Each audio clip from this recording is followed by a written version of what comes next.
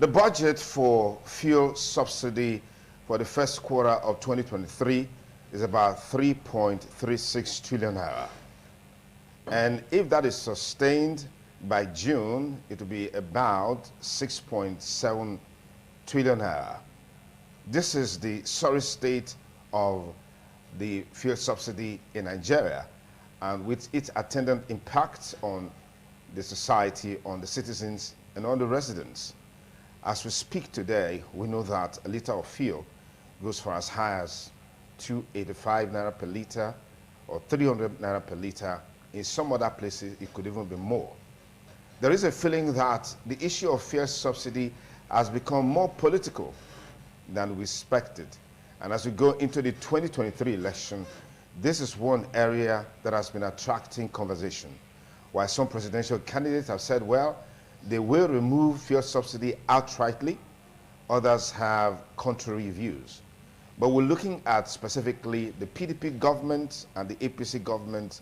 How has their fuel subsidy policy affected the people? This is against the background that this is two governments that have been in the saddle in the last couple of years. Our panelists to help us make sense of this include Honorable John Yakubu, a former PDP deputy governorship candidate, former council chairman, Eastern North East. Thank you for joining us. You are welcome. Thank you, viewers. We also have with us in the studio a member of the APC Presidential Campaign Council in Edo State, Nusa Igebo. Thank you for joining us on the program. Thank you. Etinosa Igebo. Etinosa Igebo. Thank you. We Yeah. also have with us in the studio Christopher Ojekere. Is a senior special assistant to the state government. Many thanks for joining us, Chris. Thank you. We have with us as well a member of the APC Campaign Council in the state, Engineer Fidelis Esegbe. Thank you for joining us on the program. Thank you, sir. John, let me start off with you because you're closest to me here. Fuel subsidy has become more of a political issue than an economic issue. Does this bother you? And if it does, what are your biggest concerns about the fuel subsidy issue in Nigeria? Well, the fuel subsidy is more of an economic issue today than a political issue. I'm bothered. Not because fuel has suddenly risen from what it used to be to 300 naira and above. It is the fact that there's a double tragedy. And what is that? The federal government, as led by the present APC government, on one side is taking money and calling it subsidy, fuel subsidy. In trillions, like you rightly mentioned just now, 6.something trillion, in less than a quarter of a year. On the other hand, the same subsidy that the federal government is paying, Nigerians are again paying it. I don't know if you understand the logic behind what I just said. You subsidize for it and you said it is sold for, it should be sold for 165 or 170, but Nigerians are buying that same for 300 naira, queuing up on filling station. So it's double tragedy for Nigerians, stealing on both sides. If before it's not subsidized at all, yes, Nigeria would have known. We are paying 300 naira for this fuel, and this is the cost of what we're paying for. But for you to have stolen from the people of this country a part of what is meant to develop this nation, and you call it fuel subsidy, and Nigerians are again paying the same amount that you are taking, I mean, it's a sorry state. What is surprising in this situation is that this was the government that fought PDP in 2012 to a standstill in Ojota. I said, look, there was nothing like subsidy. This government must not increase fuel from 85 naira to 120. They fought. This same set of people that have conquered Nigeria, they fought. And because of that, what happened? Jonathan, at that then, was forced to bring the fuel back to 85 naira and said, look, we are forced to begin to pay the subsidy of about 40 naira, which remain until he left. Don't forget that this present president, our president of this country, told us that the fuel subsidy was a fraud, and that when he comes to power, not only was he going to reduce the price of fuel, but he was going to make sure that Nigerians don't pay subsidy. He questioned the rationale behind paying subsidy. But what we're saying today is that on one side you are taking trillions to pay subsidy, on the other side Nigerians. This is the only time you are buying fuel from a filling station. What we're used to before is that you buy fuel from a filling station at the regulated price, then you buy the other type from jerry cans and other. This is the only time, the only period in the history of our nation where you are buying fuel from filling station at a deregulated price. And the government is pretending. Okay. John, let me stop positive for a moment. No, sir, I'd like you to take it off from there. Promises were made, and all of those promises seem to have gone into thin air immediately the present government came into power. Doesn't that show that this was a political statement ab initio? Well, I think that Rome was not built in a day, like they always say. The problem that is persistent in the Nigerian system, whether it is first subsidy or economic recovery, fiscal policy or monetary policy, these are things that have been embedded in our system and they kind of wired in the wrong way for a very long time. I know that this issue of fuel subsidy has been an issue that has been burning for a very long time. And successive governments have not been able to make any real difference. I think it would be very unfair to a large extent to blame the current government or perhaps the APC government on the issues that happened with PDP then, like my big brother said here, that they were speaking out to say, well, the first price must not go up. It means they were a better opposition. And they forced Goodluck Jonathan to go back and correct whatever he needed to do to keep the subsidy thing going for the betterment of the people. But that's kind of cast aspersion on the current opposition today, who's not been able to do the same to the current federal government. To a large extent, petrol supply since the emergence of President Muhammad Buhari has been very stable. I mean, he increased the price about 165. They are paying the subsidy. We know that the issue of subsidy is a matter for another day. Successive government under the PDP for 16 years brought subsidy. They were paying the subsidy. There was times when people and high-profile people in this country was charged and investigated and charged for this fraud in the subsidy.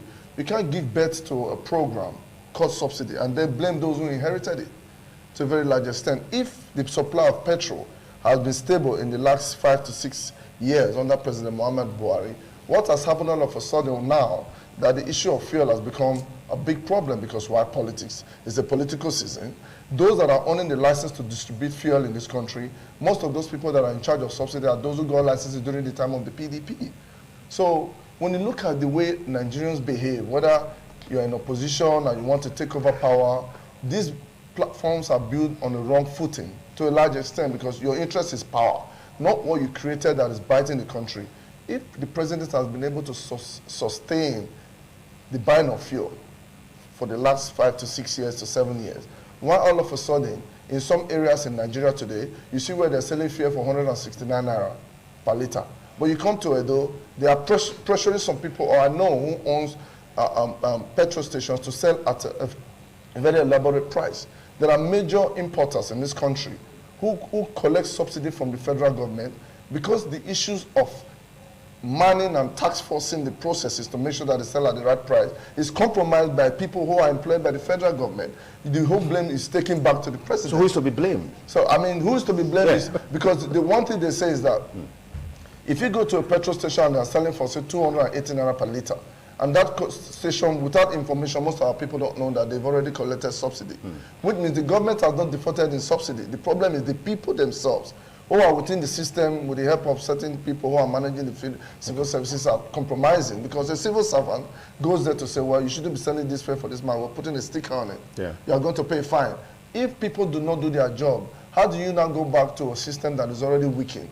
How do you now go back to blame the current government for a system that you brought? Whereby our refineries has not worked from day one because, like I said, Rome was not built in a day. Okay. You can't get up today and tell me that the Nigerian supply system is bad when you know that you created this very hulu-balu kind of system that has consumed us, similar to the issue of power supply and privatizing it. Okay, let me pause you there. Are all things that have been done by let me pause you there, I'll come back to you. Chris, give us your take on where we're coming from, where we are, as it relates to fuel subsidy against the background of the realities on the ground.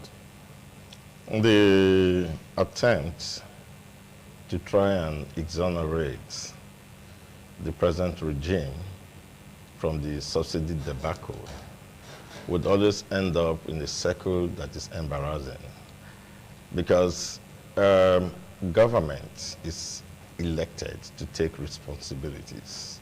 And when governments, political governments or democratic governments to be are campaigning, they give you the alternative and solutions to the problems that are on ground. And that's what Buhari and the APC offered in 2015. And Buhari was believed because Buhari was the director of the PTF program, which was basically a special purpose instrument set up by Abacha to manage oil. Buhari built about 3 of the refineries we have in Nigeria today. So when he came and said he was not just going to be president, but would double as the Minister of Petroleum, we expected that he understood what it's all about. It is demeaning to his person to come here to say that the man didn't have information when he came to say subsidy was a fraud. If subsidy was not a fraud, if he's continuing with it, it means he didn't have the information, so he just sounded off. It's demeaning to his person. It's expected that he had done his due diligence and research and came up to understand that subsidy was a fraud. Now, but realities on ground today show that he is paying as much. You just quoted some figures just now. From 2015 when he came into power and 2022, Nigeria had spent over $38 million importing fuel. Now, the refinery which he promised that he was going to revamp, we have been budgeting for that refinery. Between the same year, 2015 when he came into power, and 2020, we have spent about 1.48 trillion revamping refinery that has not produced anything. Our refineries has the capacity of producing about 400,000 liters of fuel every day. And now that's times that by 5, you have 2 million for 20 days, and that's about 15 million for a month. Now, nothing has been done. Budgets are going in there, and he's the Minister of Petroleum. Now, as Honorable Yakubu said, the double tragedy is that the government is subsidizing fuel, the citizens are subsidizing fuel. So it goes without saying that what you have here is a huge fraud system under the watch of the president. And that's why Serap has taken the federal government to court to say, come and prove that the money purportedly expended on the revamp of the refinery have not gone into private pockets. We are still paying for petroleum products. Now, he supervised and concluded the building of a refinery in Niger Republic, purportedly to have more refining capacity. Now, the federal government is investing in Dangote's refinery, although that it has not come off stream. But the point I'm making is that he seemed to have had ideas and policies about where to invest, and all the investment has only increased the hardship of Nigerians. So what we have here are just instruments for diversifying funds, and those funds are ending up in private pockets with no accountability. Okay. It's a huge fraud. It's been a huge fraud. Sanusi told us the fraud that it was. You have cabal in this country who come up with just piece of paper, and they come up with piece of paper that are signed and subsidies paid to them. And investigations show that the ship they refer to has not come to the West Africa, in fact, African coast for any number of years before then. So the point is that you have that, and we thought he could tackle it. We thought he could deal with it. He can't deal with it. Okay. And that's why we have the problem that we have right now. All right, Engineer Fidelis Segbele, let's get your take on this, on the politics of fuel subsidy and how it's affecting the people, and then the level of response on the part of government. I have listened to everybody talk, and I am afraid nobody has talked about the economic and policy aspect of the NNPC, which is now NNPCL, headed by Melekari and the board chairman, I think, Margaret Okadibo. We should understand that the status of NNPC has changed now. It is now a limited liability company. Unlike how we looked at it holistically before, when government is all in charge, it is now a limited liability company. That was just signed, I think, on the 22nd of July, 2022. So what it's expected is that a lot of things and policies will evolve because management had changed. And when management changes, what is expected is that policies will change. What we are not looking at is the investment at the downstream level of petroleum industry. When NNPC become NNPCL, what is only expected is that Nigerians should quickly encourage the downstream investors to quickly know how we can encourage even local refineries and see how we can have availability of fuels. Because now it is no longer NNPC but NNPCL. So each time I look at successive governments, they have failed over time. And my brothers here who are at the other side, who have failed over 16 years, still keep saying that the system is bad, even when they obviously failed, even worse. I can tell you that apart from, it started recently, immediately when it became NNPCL, July. August, you started seeing a little queue, till October and November, I seen long queues. But you agree with me, sir, that the present government has sustained for a very long time that you can easily just drive into a filling station and buy fuel easily, except but recently, starting from October here. At 165 naira per at liter, 160, there, yes. as against what used to obtain in the past. We've No, what seen used to, the sir, price increase. if you want to go there, sir, you're talking about 2010, 2013, 2014, thereabout when PDP was in government. Your salary too has increased. So no doubt, every other thing has increased. So if we feel price of fuel should not just remain. If my salary had increased, your salary had increased over a period of 5 years, and you just want fuel to remain, that is not being fair. But that's by the way, however. Now, if we give the credit, let us please give the credit to this government. For a period of time, there have been no queue in our filling stations, except but recently. And that is because NNPC is now NNPCL. And those who are handling it are bringing up other policies indoors that you may not know. Again, let me also tell you, sir. That is the policy aspect of now politically, and before I go to how it affects the people. Of course, you know that we are in the eve of elections and electionary period. Everybody wants to throw tantrum on how their political party will have a bite at the center. That is where we are now. So whatever that happens now, everybody will blame it on the sitting government. But again, we have state governments. We have state governors who are independent and have omnibus powers at their state. I can tell you that I was in Warri 4 days ago. I bought fuel for 185 naira. If I go to Owan East local government in Uwarake, the leader of my party in Owan East, Abdul Ghani Lawani, aka the Million, he says in his filling station 175, 180 as of today. So I really don't know why Benin, Edo State owned. Probably because we have a PDP governor, I don't know. Well, I'm just asking. Okay. Yeah, I said, now, again, yeah. It affects the people, no doubt. Okay. Generally, I have said that fuel is now 180, 185 to 190. I mean, 280, 285 to 300. 300. Yeah. In the round. I agree. It affects all sectors. It affects me. It affects everybody here. But what we should know is this. This government is taking a deliberate step. We are going to feel the pains momentarily. They are taking a deliberate step. The first step is that they have tried to make sure that NNPC is gradually leaving the hands of government, coming into the hand of private investors. The next step is to make sure that the downstream sector is being invested upon. You and I can invest on them so that we can now refine products because it's not a limited liability. Okay, thank you, Engineer Fidelis. John, let's get you in here. Whatever policy that is initiated, whatever program that is put out there, if it doesn't have a direct or even indirect impact on the people, there's a huge vacuum, there's a huge gap that needs to be filled. That seems to be the reason why this conversation is on about the fuel subsidy.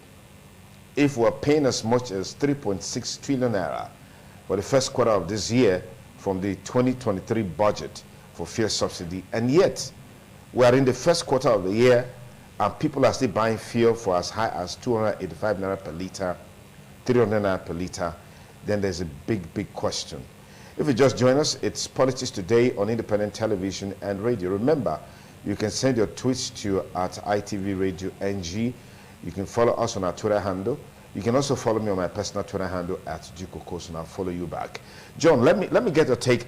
How will this issue of fuel scarcity, hike in price, and this seeming secrecy about how much fuel we are producing, how much crude oil we are producing, all the secrecy around the fuel industry, how is it going to shape this 2023 election? First of all, let me say that it's ridiculous, absolutely ridiculous, defending this government on issues surrounding fuel scarcity and policy around the issue of fuel in Nigeria. Like my friend said, if you have spent over 1.6 trillion. To the glory of God, I served in NNPC refinery in 1992-93. If you have spent that amount of money for 6 years trying to fix a thing you know cannot produce a kettle of oil, you mean I should blame PDP government? I really don't understand. If you know that you have a bicycle that cannot move, and you keep spending money on that bicycle to the disadvantage of the people, you mean we should be here shouting Hosanna for a government that have failed? And again, you mentioned about NNPC, PSC. All these things are under this direct supervision of the minister. And who is the minister, my dear brother? President Muhammadu Buhari, who refused entirely to release that ministry to any other person, believing that he could do it better than any other Nigerian. And here we are trying to begin to think of defending what cannot be defended. It's sad. Having said that, what else have not increased in the life of Nigeria? What else have we not suffered? Is it in the area of food? Is it in the area of increase in transportation? Everything. What have we not suffered for the past 7 or 6 years? Is there anything that have moved? When Yar'Adua became the president of this country, and he looked at the position of oil, and we were buying 75 naira at that time, and he looked at it, having the economic team. This is the only government without an economic team. And that is why everybody is in charge and nobody is in charge. It's sad. Nobody is in charge. And he talked about NNPCL and moving from this thing to who is the supervisory ministry. I had dealing with the oil and gas. Who is the supervisory minister? It is President Muhammadu Buhari. And here we are. Nigerians are groaning. And we come to television to tell people, oh, because about 8 years ago, PDP once did A, B, C, D, and that is why we are here in a sorry state. Honestly speaking, we must be realistic with Nigerians. And I tell you this. When the president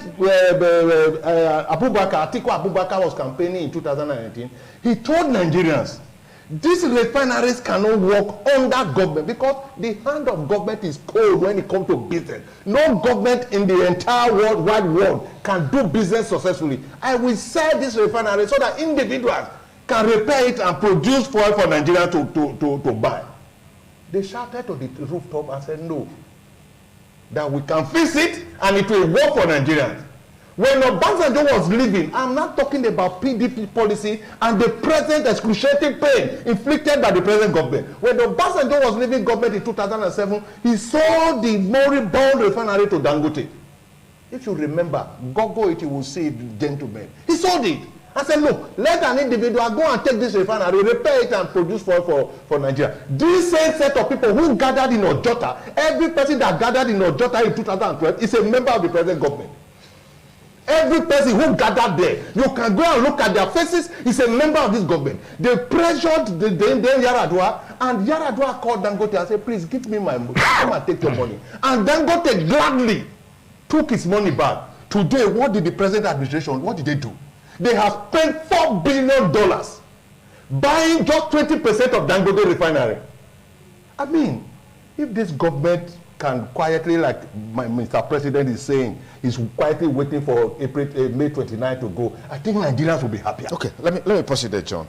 Etiosa, quickly talk to me or talk to us about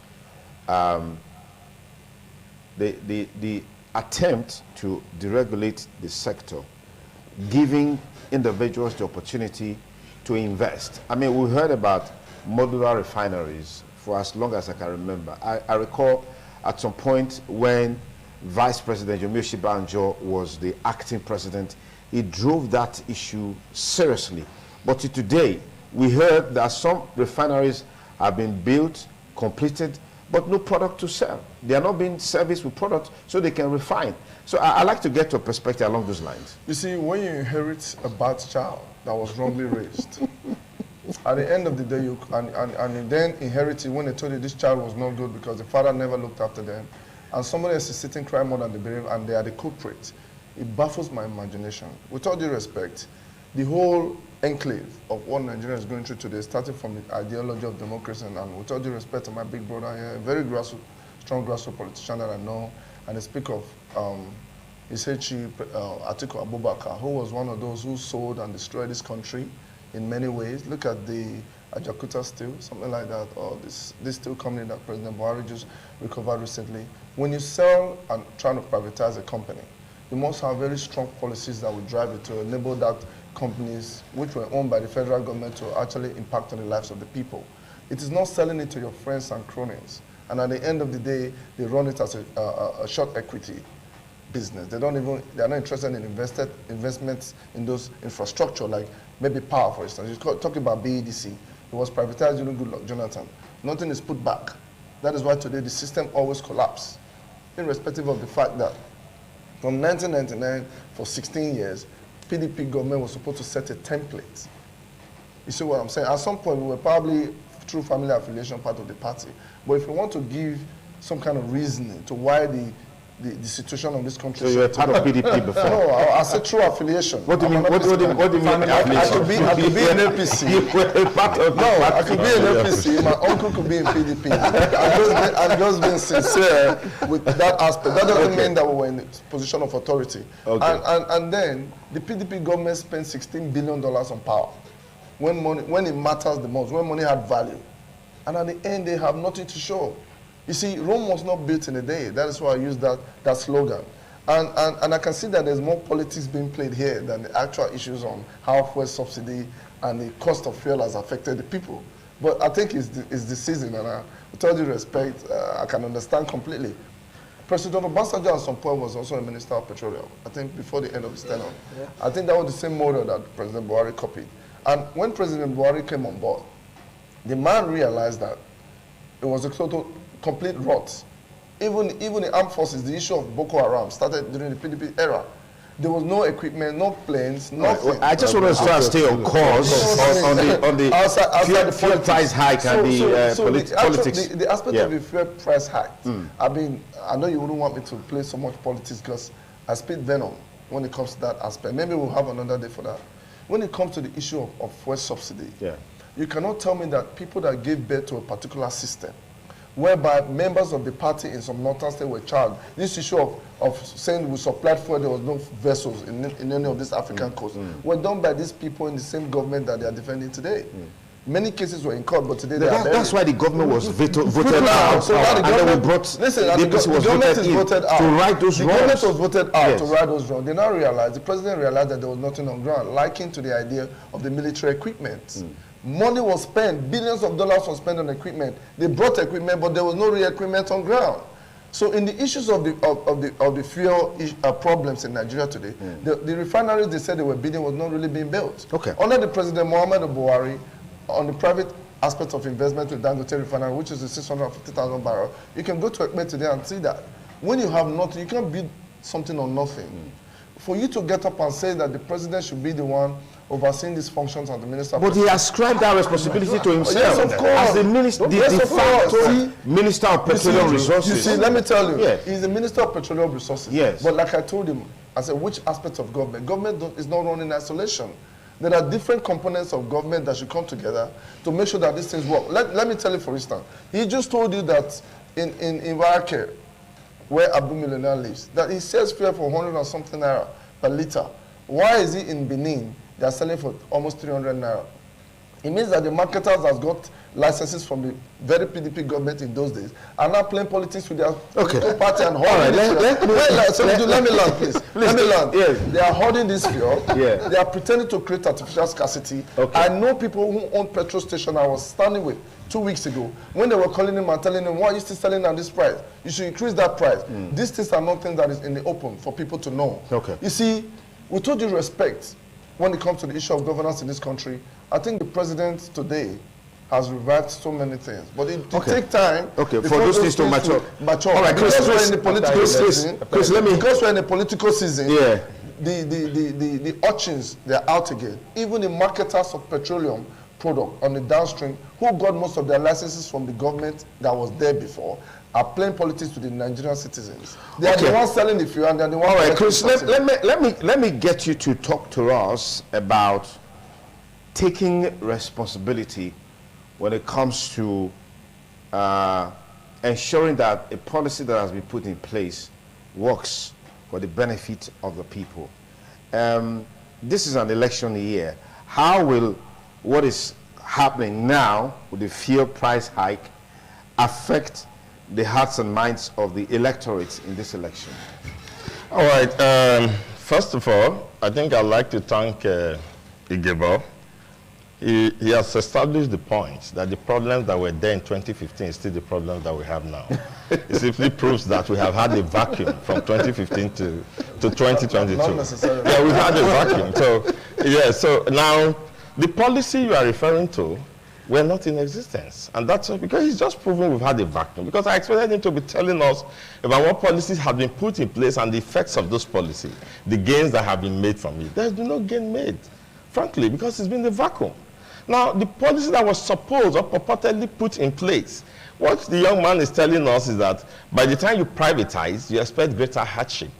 From a system that he said was running for about 5 years, it was stable. It is when we try to make it better by making it NNPCL that we now have problems. So it tells you that that policy was not thought through, and that policy was meant to fail from arrival.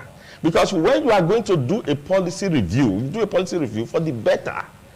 You do a policy review for improvement. And that's why you change policy. You don't just change policies because you want to change policies. So the point is that now in 2023, and that's why people tell Emilokon, what are you campaigning about and what are you campaigning with? In 2023, as I said here the last time I was here, Nigerians don't need analysis. They have experienced analysis enough. They have experienced insecurity enough. They have experienced hunger enough. They have experienced all these things we are talking about enough. People, as we speak now, are struggling for fuel with jerry cans, just trying to make out a living from the hardship that have been visited on them because they have been vacuumed for 8 years. Thanks to just being told that now. Now the point is, that is what is going to determine where the votes are going to go. There is no explanation for it. Insecurity is one of the policies. Agriculture is another policy. Fighting corruption is another policy. I want to tell you what's going on with the Anchor Borrowers Program. The Anchor Borrowers Program was supposed to target smallholders farmers and link them up to, agro-allied industries. And what do we have today? The only thing that we are beginning to rejoice that was successful was that we were able to diversify our rice production. So we are no longer importing rice, we are now producing. Now people are saying that, now give us back our foreign rice, because when we had foreign rice that we are importing, we are buying bags of rice for 18,000. Now we are producing locally, as it were, and we cannot afford a bag of rice, a bag of substandard rice for that matter. So it just tells you that the fact that you don't have a driver at the top that see to the implementation of policies to the end, because in the first place, it was not the people that were targeted in the formulation of those policies. Okay. It is either there was a chronic agenda or there's a sectional agenda and a nepotistic agenda. So we didn't have agenda that took us into cognizance and planned us along. If not, we are going to have to reckon with the shocks in the system. Only a few days ago, I listened to the governor after the train attack at Igweben. And we're surprised that after the Kaduna attack, Igweben had only one policeman with one rifle to withstand the terrorists that is coming with God knows the armament they have at their disposal. So it just tells you that we are just running on autopilot. There are no deliberate policies. There are no deliberate thinking through any policies. And that's why we have the situation that we have, that in 2022, we are dealing with the problems we were talking about in 2015. All right, Fidelis, yes, walk us through the response of the electorate to all of these issues that we're talking about, or do you think it's not going to matter after all? Why not? It will. I try to struggle to stay on the subject matter, and even when, like, my friends try to deviate and say what is Emilokon campaigning about, but then I'll just remain, because if we want to start talking about what he's campaigning about, we'll be here for like the next 10 hours. We'll be talking about it and in his last statement just now, my dear brother, he said that there's only one police with half rifle in the government is the chief security of the state. We don't talk about that. That's a total failure in that part. But that's by the way. Now, Nigeria Railway Corporation. No. The government within his territory. Within his territory. He's the chief security of. That's very correct. Yes, the electorate. You see, let me tell you, sir. I didn't want to go there. Whatever that is. I'm taking you there now. Yeah, I didn't want to go there. Whatever that is happening right now is purely economic sabotage. Whatever that is happening. Economic sabotage by who? By the PDP. by the PDP is purely economic sabotage. Okay.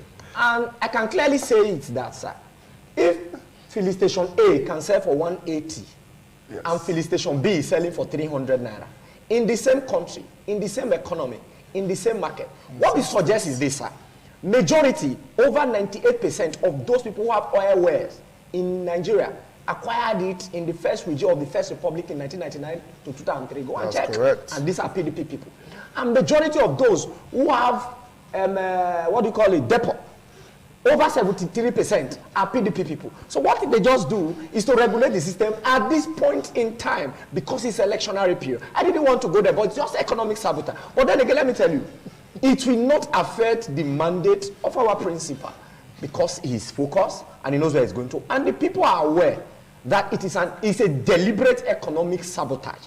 What is happening now at the filling station? If one can sell for 1 naira and another is selling for 3 naira, yes, in the same market and the same economy. I gave you instance in my local village, Warake, as far to get product to Warake, yes, we buy for 180, 185. In Benin, where it is even easier, we buy for 300 or thereabout. So it just suggests simple that it's economic sabotage. But however, sir,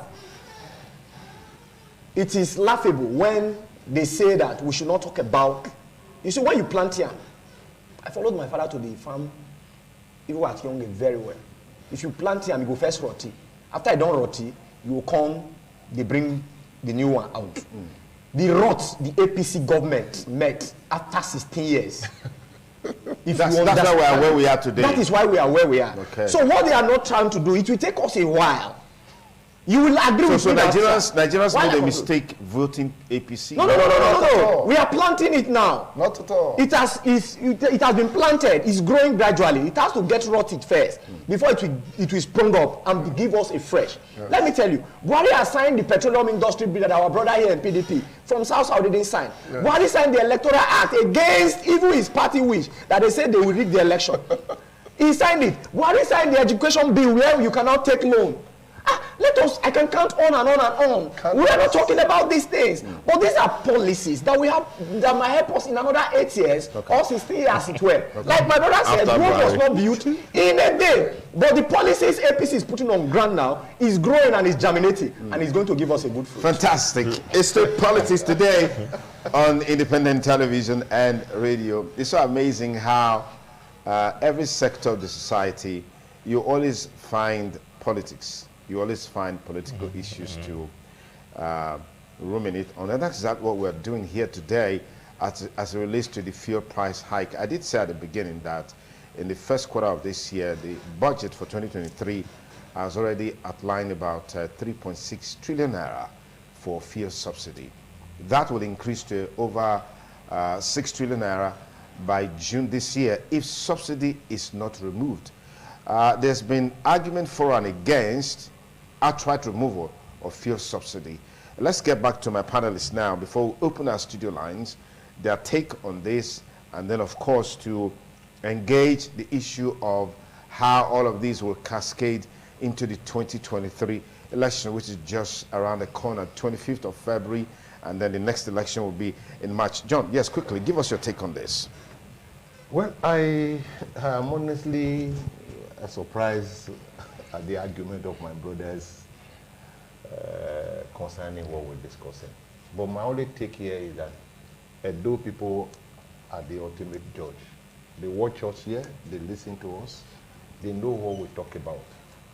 As we speak today, the only importer of fuel to Nigeria, the only organization that brings in fuel to these countries is NNPC. NNPC. Well, look, I have. What about Trafigura?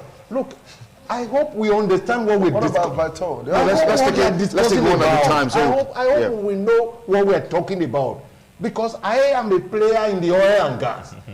By the grace, the only organization that brings in fuel to Nigeria today is NNPC, or what my friend call NNPCL, and give to others to sell. That's what they do.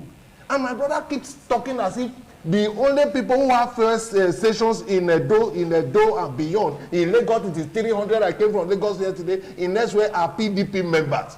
that APC members don't own filling stations, APC members don't own depots. So to that extent, after supplying for 6 years, they have decided to sabotage the economy. It's so sad. The APC member in Waraka is selling for what? I am Your senatorial candidate for Edo South. I am coming. Is it not the owner of So is it a political move? Is it not the owner of DBB?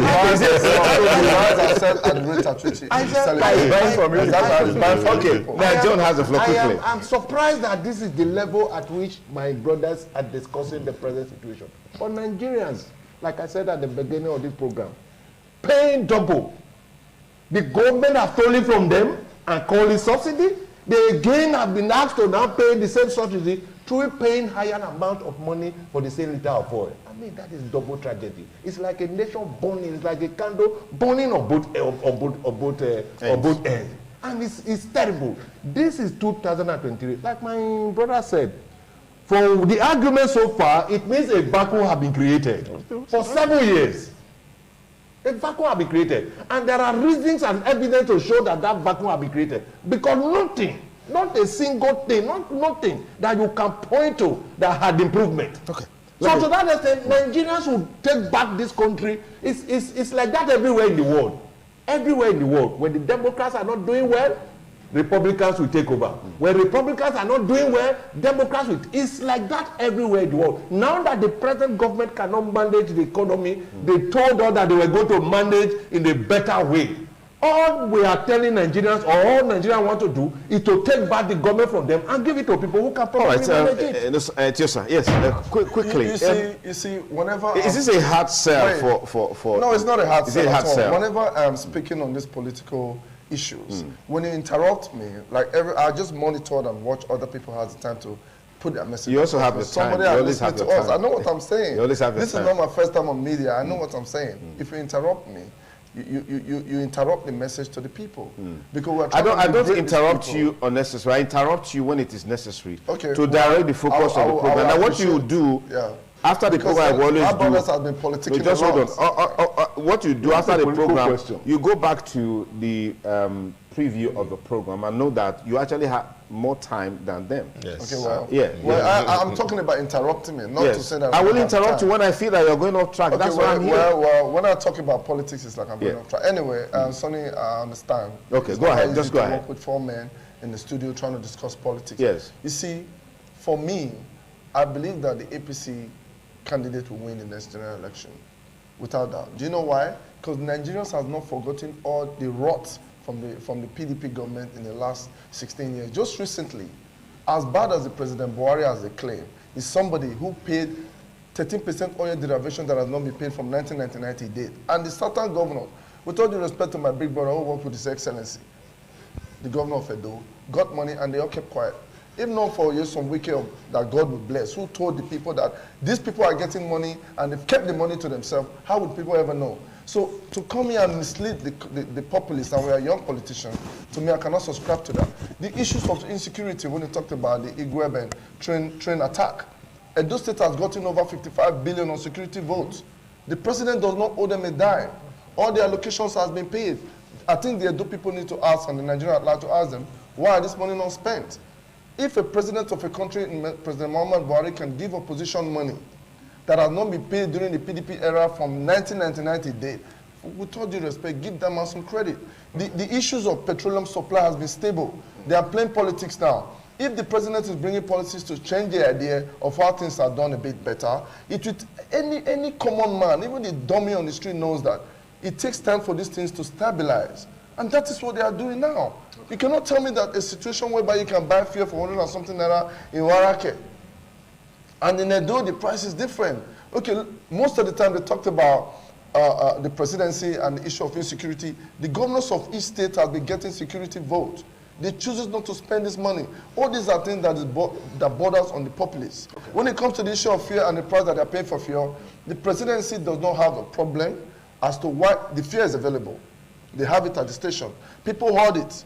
And that is the truth. That is not the fault of the federal government. I think it's best for our borders to go back and put their They are asked right because by the time the election is taking place, a government that has signed it to law for the common man, for their votes to count. Unlike those days when you come, you steal ballot boxes, you stuff it, and the result is still counted in your favor. All right, and you have no problem with enjoying such government. So with all due respect, I think the APC government should be given credit. It has been the best government so far. Our studio line is 0807777 0300. 0807777 0300. That's our studio number. If you dial the number right now, you'll be able to contribute to the discussion. Hello, caller. Good morning. Tell us your name and where you're calling us from. Yes, good morning. Okay, Sonny Yadosa, please go ahead. Thank you very much, sir. Please permit me to congratulate my senior, Mr. Chris Ojejire, for his appointment. Okay. I don't know whether it's recent or maybe before. No, just go ahead. You've congratulated him. We heard you. Okay, thank you very much. Yes. I also want to greet my uncle, Mr. John Yakubu. Okay. Even though this is all I can say before you prove me about not mine. Thank you. I need to respect because he's the wiki we have in Edo State. He's the wiki of Edo State. Whether you like it or not, he was in power before, whether his party was in power, he was the local government chairman. He has not changed his views. Okay. And that's one of the reasons why I like him. But having said all that, if you listen to Mr. Gabo, you listen to the other people that have spoken, we are all saying the same thing. If you see what has been established, it's just what scripture says, that follow those who through faith and patience have inherited. And we saw, or Nigeria saw, the challenge that we're going through. We saw the silence. We saw the challenge. We saw the 16 billion that was spent for the issue of power. We saw the problem of insecurity.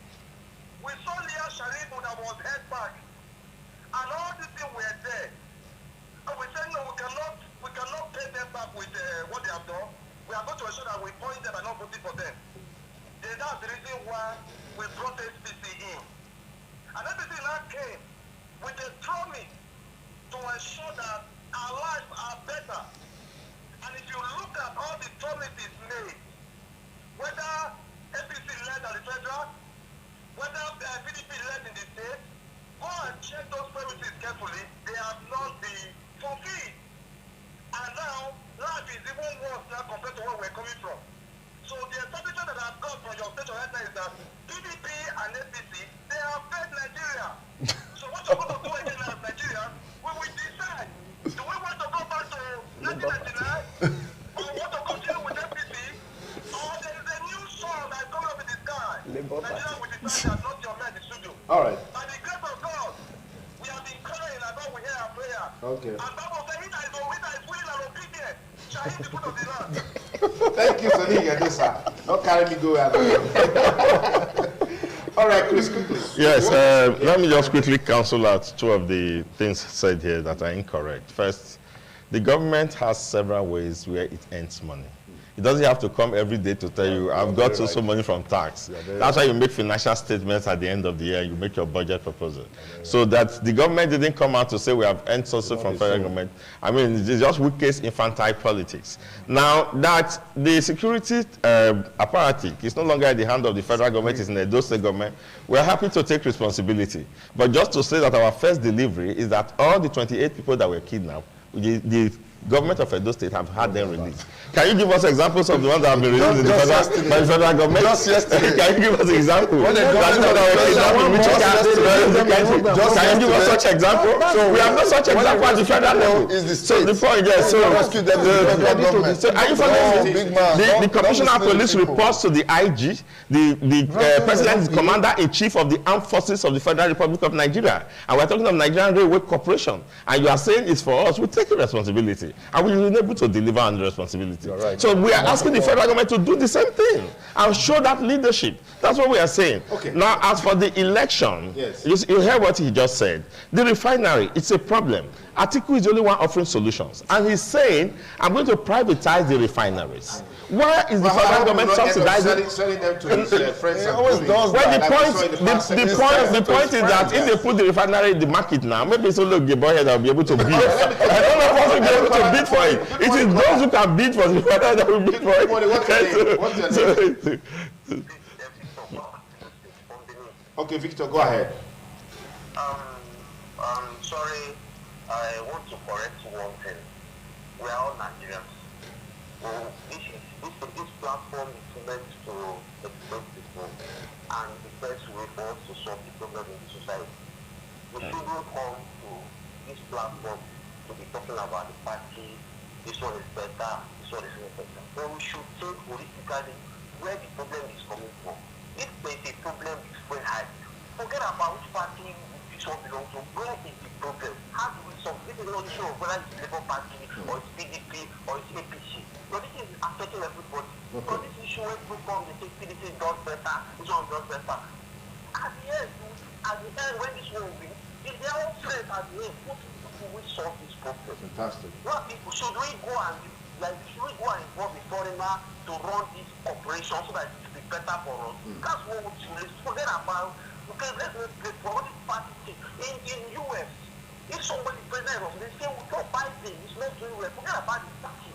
When it goes to party, we play politics. But let's just find a solution to it. But it's affecting everybody, whether you're a PDP, even if you have money now, if you are buying to it, it still affect you. All right, thank you. I agree with you absolutely that we should be more concerned about profit solution. But in profit solution, you can't take away the political aspect of it. And in profit solution, the solution to a large extent rests on the promises that those who are vying for positions are making now as to how they will solve those problems. So we are here to educate Nigerians on where we are coming from, where we are, because we are just on the verge of making that critical decision about who will lead us in the next dispensation. It's always good for us to reflect on history and give us a better preparation for today and a better projection for the future. Fidelis, yes, quickly, make your points on this. Yeah, like you said, we're on the verge of taking a very vital decision, right? Like my brother rightly said just now, it is laughable when you now say that government gets money from different sources, right? But pregnancy is for 9 months. When the woman eventually carry pregnancy for 15 months, and at the 16 months, the woman put to bed, it calls for proclamation and announcement. If subsequent government didn't release that money, and eventually a certain government release it, it calls for proclamation. That's by the way. Now, we are on the verge of taking a decision. And this decision is supposed to be taken. You see, when I see people shouting, vote wisely, you know what I mean? I laugh because we no longer read our books. We are forgotten histories. If we must take this decision, we must look at the characters of those who have put themselves forth for elective position. Exactly. A man who was governor for 8 years and didn't conduct local government election, it means the person is not a Democrat. Simple as that. A man who set up a committee and said, give me a vice presidential candidate, and somebody was named, and he picked another person, the person shouldn't put up himself for elected position. It means the person is also not a Democrat. We're in a democratic setting. Look at the antecedents of these people, how they have behaved, their relationship with their former commissioners, former deputy governors and others, and see how they have been able to keep their house, then take a decision for the next dispensation. All right, thank you. We have our next caller. Good morning, caller. Tell us your name and where you're calling from. Good morning. My name is Cosby. I'm calling from Kenya. Yes, go ahead. So, I want to just ask that one question that is saying that the President Muhammadu Buhari made a policy that will work for us 15 years later. Well, that was said when we voted for it. Okay. You've asked your question. Yes, sir. All right. Some of these people didn't vote for it. That's not the issue. Whether they voted or not, he spoke about. He has asked what I'll work on that. Okay. When he spoke about, was that the promises that they made when they voted for him? Yes. Like my brother rightly said, you have to look at history. You cannot let me take this call. Hello, caller. Good morning. Yes, tell us your name and where you calling from. Go ahead with your contribution. I'm coming from Muslim precisely. My name is Wisdom. Go ahead. Yeah, I've been following your discussion ever since, and it has been wonderful. Thank you. Now, to my brother, they're saying EPC makes problem and what have you. But the problem is, how can we have a government and the government is not responsible? Sorry to say that. Because I remember very well when I was growing up as a child, there in my secondary school, there are laws that govern government, that govern people.